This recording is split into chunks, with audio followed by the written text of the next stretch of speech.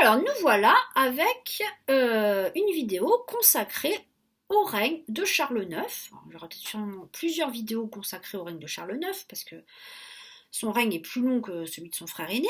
Alors, Charles IX, c'est celui qu'on a vu tout à l'heure, le petit duc d'Orléans, hein, au document 5. Charles IX. Alors, Charles IX, il est né en 1550, il est roi en 1560, il a 10 ans.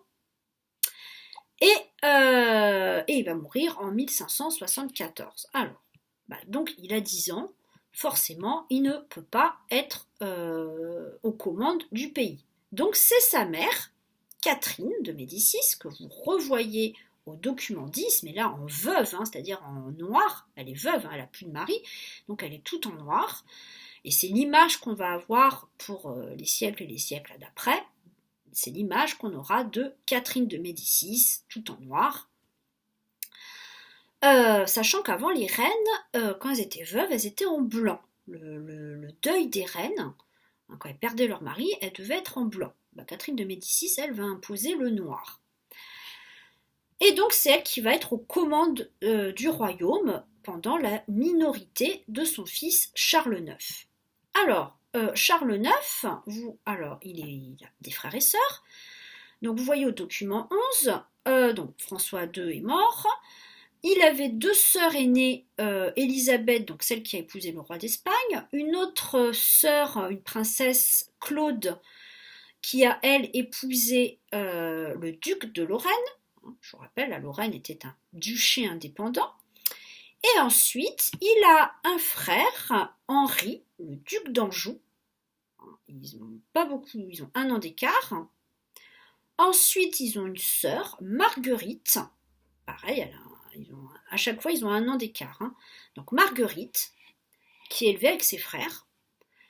Et le dernier, François, duc d'Alençon. Donc vous voyez le tout petit. Voilà. Alors le petit François, lui, va être moins proche de ses frères et sœurs, puisque les aînés seront élevés ensemble. Le dernier, il est un peu tout seul. Ça va créer des tensions. Alors, Catherine de Médicis a réussi à un petit peu écarter les Guises du pouvoir, a un petit peu réussi à faire la paix avec Antoine de Bourbon, de façon à apaiser les choses. Ça n'arrange pas tout, mais enfin, Catherine va vraiment essayer de faire la paix en France. Mais évidemment, les Guises et les Bourbons se détestent, forcément.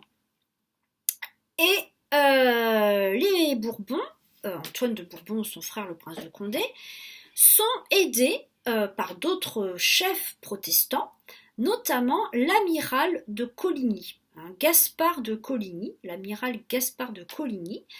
Un amiral, c'est le chef de la marine, c'est le chef de toute l'armée de bateaux du roi de France. Donc, c'est quand même pas n'importe qui. Voilà, il est le soutien important des protestants, donc d'Antoine de Bourbon, du prince de Condé et surtout de Jeanne d'Albret. Parce qu'Antoine de Bourbon va pas tarder à mourir, et donc ce sera Jeanne d'Albret, elle, qui va récupérer toute cette lutte des protestants.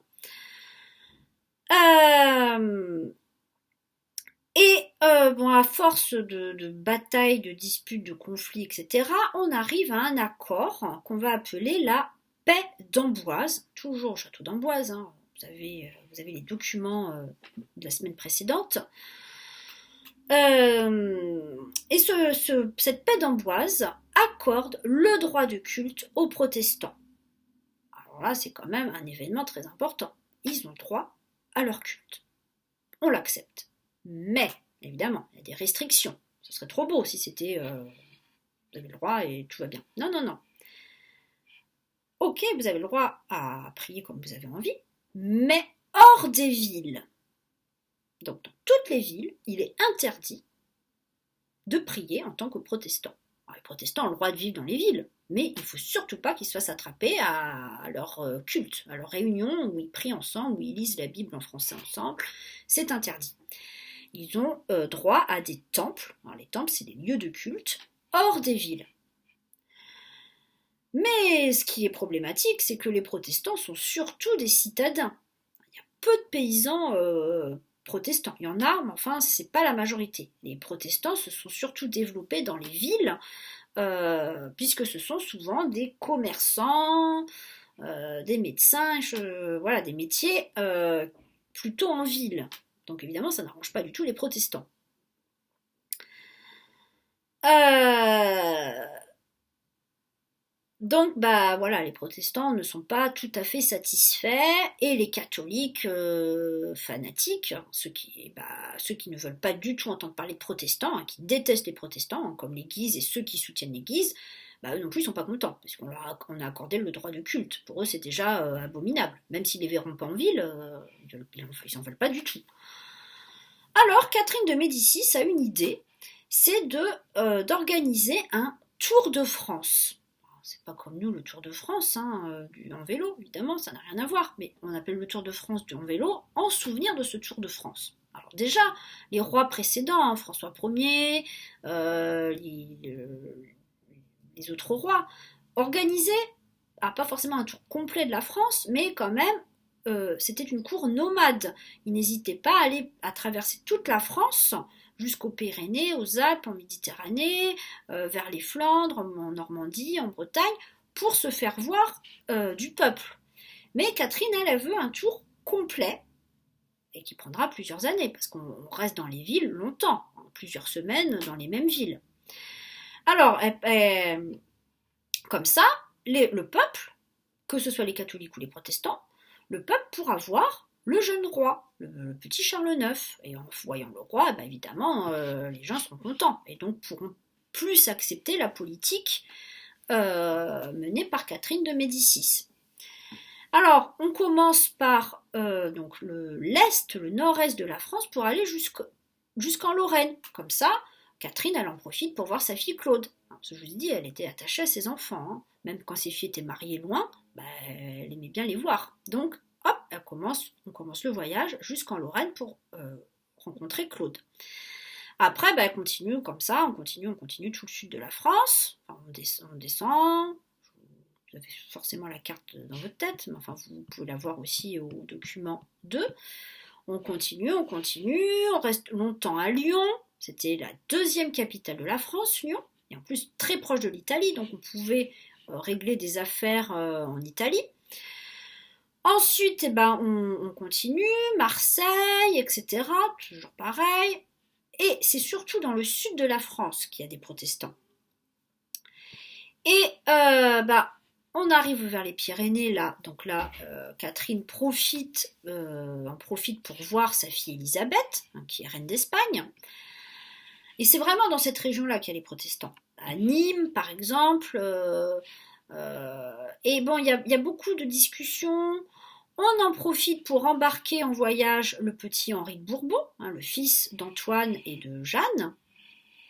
Comme ça, il est avec ses cousins. Alors, jusque-là, lui, il était plutôt à vivre dans la montagne du Béarn, dans les Pyrénées, comme un petit paysan. Et là, il se retrouve en pleine cour de France. Hein. La cour de France était vraiment très raffinée.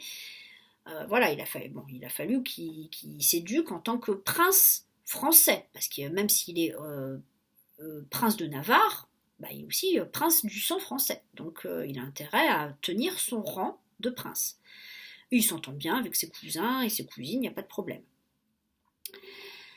Et donc, alors, ils sont quand même ils sont mieux accueillis chez les catholiques, dans les villes et les villages catholiques. Dans les villes protestantes, c'est plus difficile. Hein. Il y a même des moments où ils sont hués, hein, d'accord, on leur envoie des ordures au visage, etc. C'est pas facile. Hein.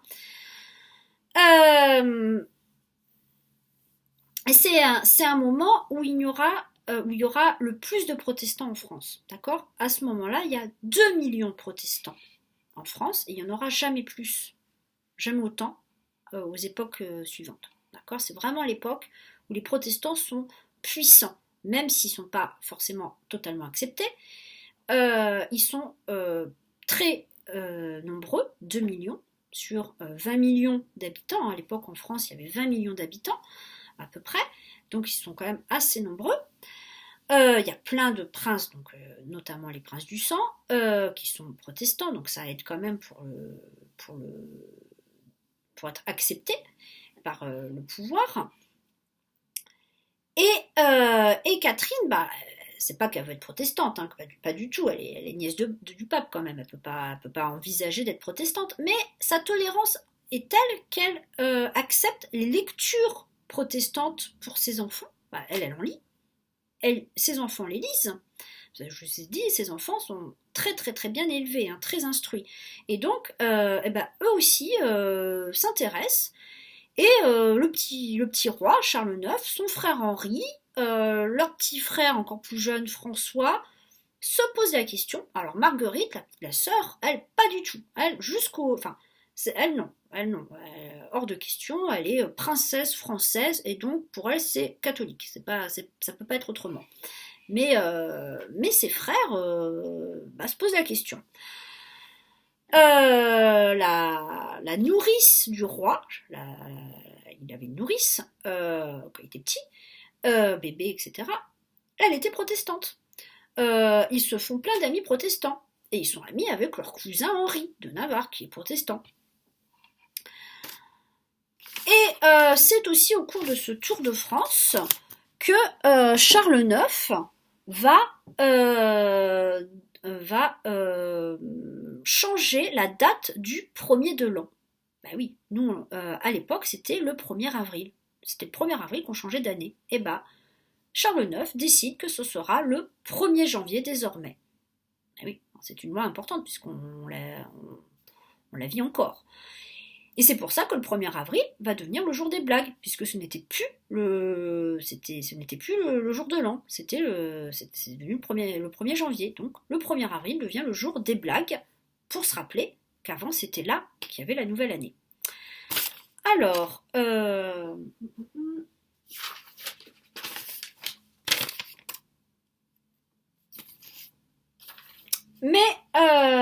donc les années passent, hein, ce Tour de France dure plusieurs années, hein, bien 4 ans. Hein. Le temps de faire le tour, hein, on n'était pas en voiture. Hein. Et puis la cour de France, c'était des milliers de personnes qui suivaient la famille royale. Il y avait 10 000, 20 000 personnes, on restait des semaines et des semaines à Toulouse, à Bordeaux, avant à Lyon, etc., à Nantes. On restait longtemps dans ces villes. Donc voilà, on rentre en France, les petits princes et princesses ont grandi. Le bilan est plus ou moins positif, parce qu'en moins la population française a pu voir son roi et toute la famille royale, mais au final, avec les protestants, les choses ne se sont guère améliorées. Alors, en 1570, donc 10 ans après l'arrivée au pouvoir de Charles IX, hein, donc maintenant il est majeur, hein, maintenant c'est lui qui décide au conseil, mais Catherine de Médicis a encore beaucoup de pouvoir, elle ne va pas le lâcher. Hein. Catherine de Médicis signe une paix avec Gaspard de Coligny, hein, puisque Antoine de Bourbon et le prince de Condé étant morts, c'est lui le chef militaire des protestants, la chef, on va dire, intellectuelle restant Jeanne d'Albret. Et il signe une paix, la paix de Saint-Germain-en-Laye, hein, c'est dans la région parisienne. Donc il accorde quand même plus de droits aux protestants, mais ils n'ont toujours pas le droit, par exemple, d'avoir leur culte en ville et aussi d'entrer à l'université. Alors, évidemment, ça limite les études. Alors, concernant que les hommes, évidemment, les femmes, on ne se posait même pas la question que ce soit chez les protestants ou les catholiques. Les femmes de haut rang avaient accès à la culture, etc. Mais elles n'allaient pas à l'université, elles n'avaient pas de diplôme. Ni les protestantes, ni les catholiques. Alors, Charles IX est assez grand maintenant pour se marier, donc il va épouser, vous voyez au document 13, Élisabeth de Habsbourg, hein, donc une princesse du Saint-Empire romain germanique, la fille de l'empereur, parce que Charles IX se disait que si les choses s'arrangeaient, pourquoi pas se présenter à la prochaine élection du Saint-Empire, pourquoi pas. Son grand-père avait raté l'élection, mais bon, peut-être que lui, il avait des chances. Bon, c'est un projet comme ça, parce qu'évidemment, n'aura jamais la concrétisation du projet, et évidemment encore moins la victoire à ces élections. Mais bon, il épouse cette princesse pour cette raison, et ils n'ont pas d'enfants. Ils n'y arrivent pas, ils n'ont pas réussi à avoir d'enfants. Et Charles IX devient de plus en plus proche de Gaspard de Coligny et le nomme à son conseil. Il devient son ministre le plus important. Et à tel point, il l'apprécie tellement qu'il l'appelle mon père. Il a perdu son père très jeune. Il a retrouvé un père de substitution en Gaspard de Coligny, donc le chef des protestants. Ce qui fait que Catherine de Médicis n'était pas contente, parce qu'elle a l'impression de perdre son pouvoir, et elle ne voulait pas le perdre. Et un autre projet va être envisagé pour établir la paix entre les protestants et les catholiques, et je vous en parlerai à la vidéo prochaine.